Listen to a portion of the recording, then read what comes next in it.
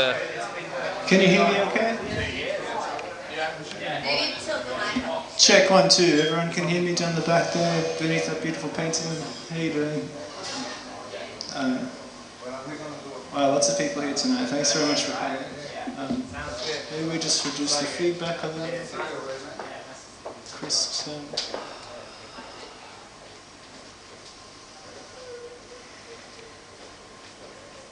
okay, you guys are welcome to come and sit up the front on the ground here at Alia Art House.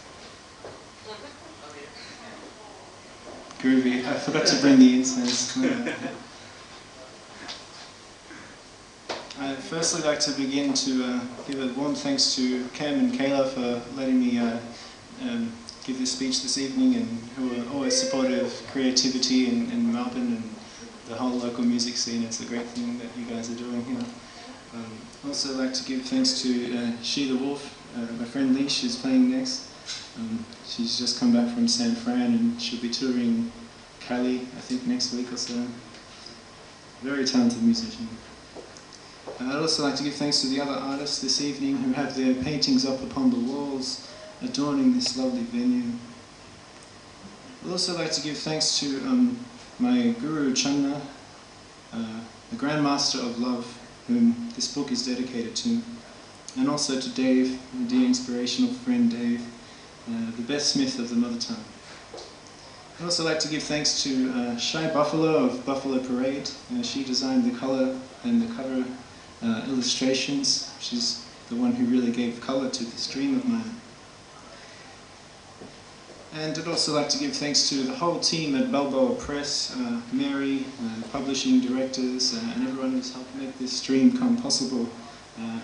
It's really great to see it manifest, you know. It's like it's a child of mine. I don't consider it a product, even though there is a barcode on the back and an RRP. It's a product of my heart, and therefore I choose to consider it as more so a child. So sharing this is very dear to me, and although this novel is entirely fictitious, I was inspired greatly from the people that I associate with, my friends and family, who themselves are quite inspirational without even doing a thing. They're just beautiful human beings. And all the strange places that friends and I have been, full of inspiration. Anywhere you go, if you keep your eyes open. We really did go to many strange places. So the genre of Paradoxica, so I begin with saying the novel really came about as the child of walking onto the spiritual path. And you may be familiar with books by Ram Dass, such as the Only Dance There Is, or Be Here Now. He's quite an inspiration to me as well, so check out Ram Dass.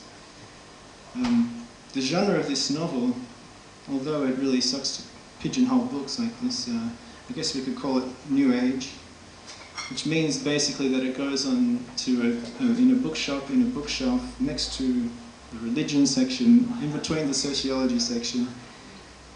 You know, it doesn't really fuss me, because what is the New Age? I mean, it's so broad. You know, there's subgenres such as, you know, self-help, 101 ways to astral travel. And did you know there is also a genre called channeled books? It just got me thinking, you know, like, who owns the copyright content of a channeled book? Is there like a legal team that says, hey, you know, you're breaking some sort of legal code, you know? I mean, these deceased authors who continue to work so thoroughly. But inspiration can be a funny thing, you know. I'd like to formally begin this presentation with a poem by the mystical love poet Rumi from 13th century Persia. Now, back in these days in Persia, they would have these meetings of some sort in which everyone had the opportunity to present a poem or a piece of writing or some music, and it was an exercise in the art of active listening. So lots of beautiful poetry came out of this time. Hafiz, Rumi and Shams. So this is a little poem by Rumi. This is called the snake catcher's tale. How's that? Okay.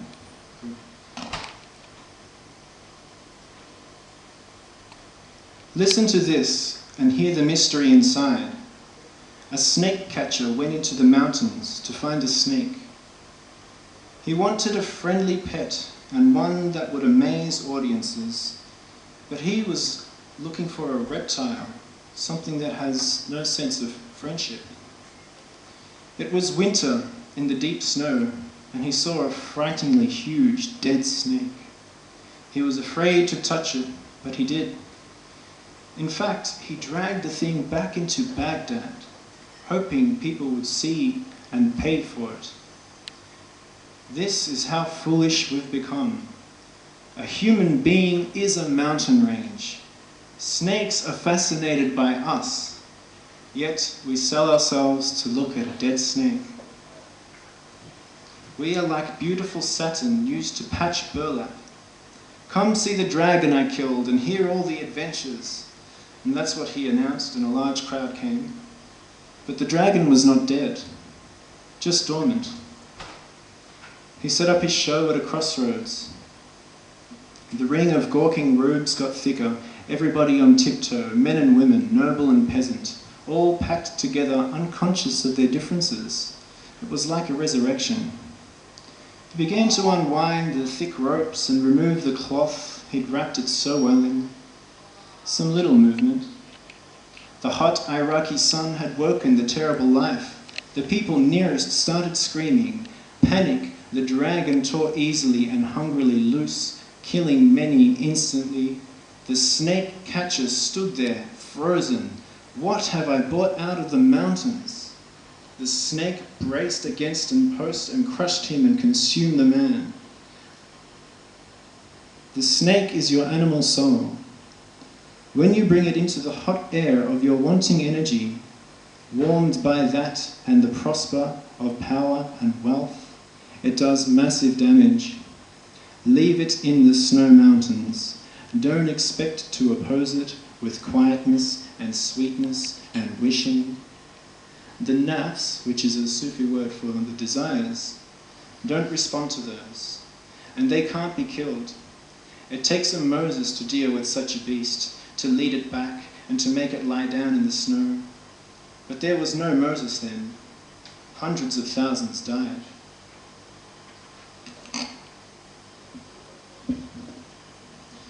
Rumi always sets the tone. So from a personal perspective, I wrote Paradoxica really as an effort to share with others what I had learnt on this journey down the open road, away from the rat's nest and towards the cave of mirrors, out of the burrows, out of the taverns and towards the truth. It's a coming-of-age story, really. One that had to be put into a book for its comical value, its philosophical value, and its degree of possible spiritual insight. And I don't think it was channeled, and I sincerely hope not, because I may be up for a lawsuit of some deceased author. Anyway, the novel has been written in 3 parts over a 3-year period. The first is called The Burrows, and it really lays out the scene of where our protagonist emerges from. The city, the nightlife, the polluted skies. And the second half is called The Moon Dance, and as the name may suggest, it's all about this mysterious inward journey towards self-discovery. And wrapping it all up into the third and final part, The Flow, which is this reintegration back into the world. Now for those of you who have an interest in the beat writers, then this book is totally for you. As you can see, they're laid out on the floor here, 17 copies. Really, this book was written on the road. It was a stream of consciousness, and there'd be many times when I'd be at a gathering of some sort around a campfire, and I'd be scribbling away notes with a little pen and a book made of recycled paper. And I really like that kind of style, that free open prose. And you'll find it in this book. There's poetry, there's philosophical wings, there's even a section which is just composed of email correspondences between 2 people. There are no stylistic conventions that we have to follow when writing, and that's the beauty of it, really. it just flows, and from where, you know, who knows. I try and stay in touch with the laws of grammar and the laws of punctuation, but they can be broken. So some of the topics that this body of work delves into, to name a few, are the nature of human relationships, internet censorship, psychiatry, government corruption, psychedelic drugs, human transcendence. Now, of course, these topics sound a little disjointed when I say them like this in a list, but they are in fact the thread which somehow ties this whole plot together.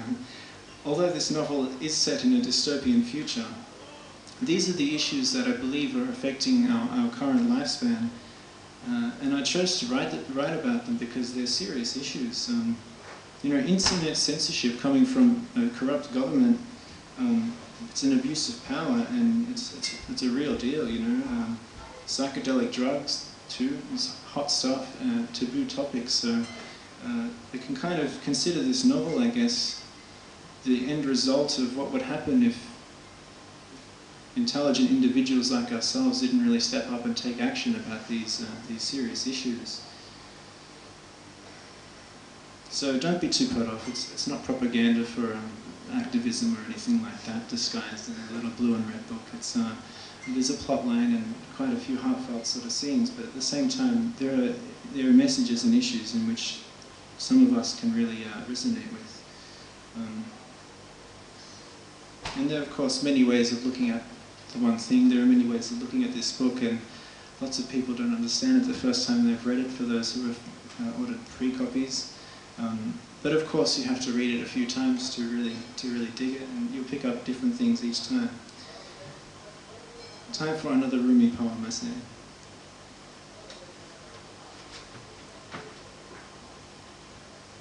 Of course, feel free to tune in and tune out at any time. Tuna fish. I am part of the load, not rightly balanced. I drop off in the grass, like the old cave sleepers, to browse wherever I fall. For hundreds of thousands of years, I have been dust grains, floating and flying in the will of the air, often forgetting ever being in that state. But in sleep, I migrate back.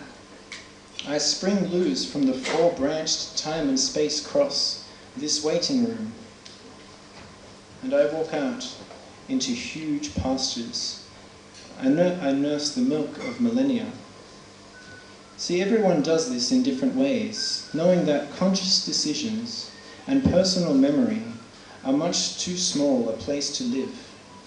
Every human being streams at night into the loving nowhere, or during the day in some absorbing work. You see, our main character in this novel, Desmond, is essentially faced with a paradox. Now, a paradox is what happens when we hold two contradictory points of view at the same time, and we can still manage to dance in the rain. After an awakening one evening, he finds himself completely lost and desolate. No longer can his cultural belief system provide him with, existential security. And he begins to see, like many of us, the flaws of this inherited social system. But of course, with no one to turn to and nowhere to go, a situation many of us can relate to, he then begins to open his mind to new and external sources of information. He listens to everyone, reads strange books, accepts all points of view, and then therefore adopts this kind of leaf blowing in a gentle breeze kind of mentality. And so the story really begins with this lowering of the drawbridge point in Desmond's life. He's ambitious, curious, and yet ever more unsettled with present conditions. And therefore is living in what we could call the light of paradox. He's living as the fool on the hill in those tarot decks, just about to jump off a cliff with a bag and a dog. Now, during this time, our protagonist was open to such possibility that he was in fact in a complete state of grace. Now, in this delicate time, the protagonist attracts or is attracted to all sorts of outlandish situations and funny characters, psychedelic drugs, mystical philosophy, political activism, and strange chanting from hidden mountain communities. This is all on the menu for the spiritual seeker of truth. The exercise in the balance of opposites is really about how to live a life which honors the private life of the soul, whilst at the same time contributing to the work of making this world a better place. What to do with it all? Can this balance be achieved? How to make sense of it all? Well, my novel aims to address this issue. You see, it's about finding value. See, Paradoxica we can consider as kind of like a manual of some sort, because at this time we're moving from the age of Pisces into Aquarius, and therefore there is a lot of spiritual materialism and misguided information that we have to sort through. And whether you're a spiritual person or not, there are problems that needs to be faced in this world. And the first step of doing so is, paradoxically, to turn one's back upon this culture. To turn one's back upon the culture. And then secondly, to turn one's back upon the world. So our main character realizes that he would have to look outside of the cultural confines he had been raised with and begin the search elsewhere for deeper meaning. And the search is, of course, for self-transformation, a self-discovery, a complete illumination that one can share with anyone whom one meets. And obviously this work entails getting the hands dirty. You have to do the work yourself. So we've been shown a light glimpsed from these psychedelic experiences, the same light which flickers, silhouetting the body of our lovers in the moment of ecstatic union, lights beaming from the eyes of our higher self, and the scent of light in meditation. And we begin to discover that behind this cultural veil is this magnificent light. And I personally believe that we're all walking towards this light, up towards this mountain, but it is just such a difficult mountain to climb, with the most beautiful glamour and the most tantalizing distractions one has ever seen. This is the land of Paradoxica. And so here's a reading from chapter 22, Consummation, where we find our protagonist describing his journey to a beloved female friend.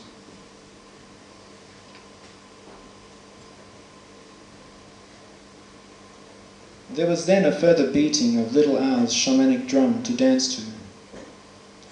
I would read directly from the book, but I've forgotten what page it is. There was then a further beating of little Al's shamanic drum to dance to. Golden words poured forth from her mouth, her feathered headbands streaming from her crown. She had sung that two teachers from either side would soon appear, both carrying the razors of their own status updates. 'Twas a metallic fight of justice and balance, integrity and honesty. I then fought barehanded. Life is a dance, one would howl at the moon, intoxicated and merry. Life is a discipline, the other would salute at the sun, sharply cut and trained. But it is both. I had to rise above it all and find the balance in the land of Paradoxica. And only when the tests and trials had been passed and had passed, would the sage appear. Only when the opposites were balanced would the sage appear. Only when the soul had been strung out, the bones aching and the back breaking, would the sage appear. You must know what you really want and hand yourself over to it completely, laying all aside and letting the light of devotion show you the way. Well, I could not do this. I failed. I was not ready. I could not turn my back on the world I held to so dearly, and like a glitch angel I was rewarded, yes, but burnt with the fire of truth and scorched with the sunlight. My vision had grown tired after looking into the infinite mirrors upon the wall. And so I returned back to the garden of earthly delights, to lose myself once again in the Glamazon jungle. And so you begin to see that there's this internal tension arising within our main character. It's really a state of confusion, I think, which many of us face. It's this, I want to do one thing, but I feel like I should be doing something else. It's this heart and head kind of dichotomy. The need to heed to the cry of the soul, or to continue to nourish the body's worldly needs. This is such a basic dichotomy, but it is the soil and the sprouting of a new seeker being born upon the way. Our culture calls it madness because they don't get it.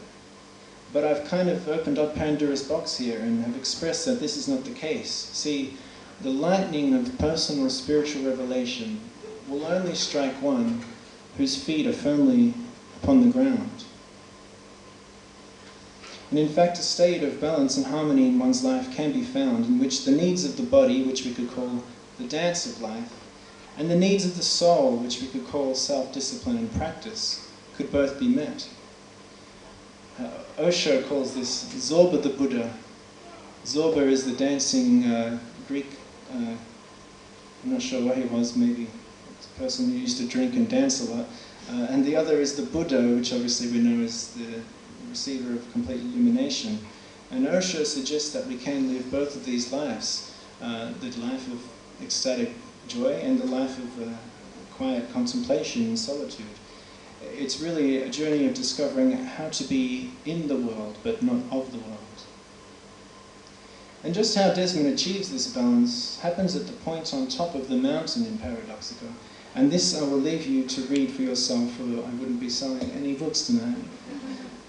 But in the system of yoga, it's called pradana, and it's a state of primordial stillness or balance. And it's also something I deeply wish for you all to achieve in this new year. It's a lifestyle of perfect balance and harmony between yourself and the world around you. It's called going with the flow, as Paradoxica calls going with the wu-wei. So, just a little hint before I get dragged off stage by Shiva. We mustn't forget that the journey is indeed the reward, and the point of harmony will be yours through the active service to your brothers and sisters, your true human family. And this is the message of Paradoxica, an exercise in the balance of opposites. It's all about union. And I'll leave you with one last reading from the epilogue, The Aquarian Waters. Thank you very much for listening, and I'll be here signing copies of the book in for $32.95 tonight, but I'll be signing them for $30. Thank you very much for listening. It's a beautiful energy here. It feels like it's gone so quickly. Enjoy the rest of your evening.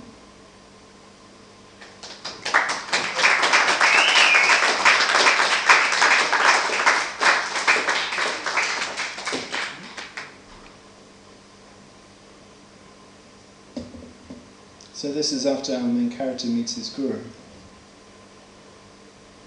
You see this water jug? Maitri asked. I want you to take it and share it with the thirsty mouths of mankind. Go anywhere but follow your heart. Take the water pitcher to the most remote of waterfalls, where butterflies float and fresh water bubbles. Fill the pitcher and bring it to all. You will share the purifying waters of truth with all, those wounded in hatred, those wounded in love. For life on this plane of existence is but 1,000 people fighting 1,000 battles on the one field, and it is all with the one enemy. I choose not to name that enemy, but know it to be like a snake. It's perhaps the snake that Rumi was referring to in this first little poem here, the dead snake.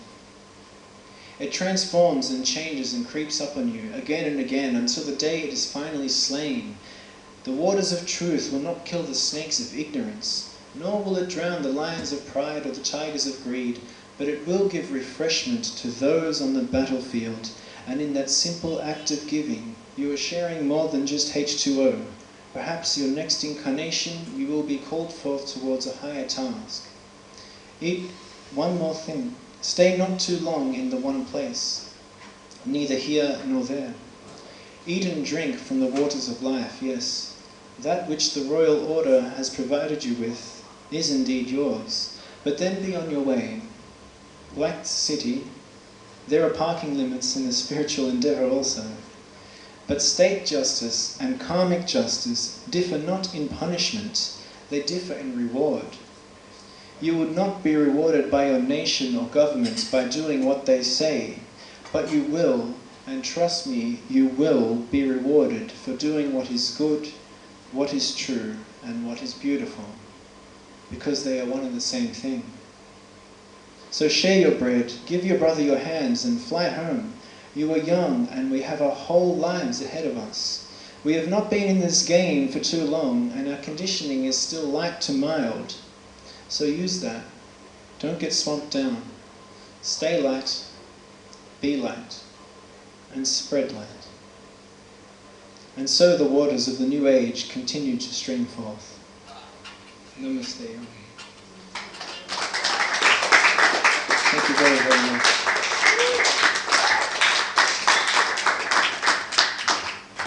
I think we're going to have a couple of minutes break to rest and digest, and then She the Wolf will be carrying us home tonight.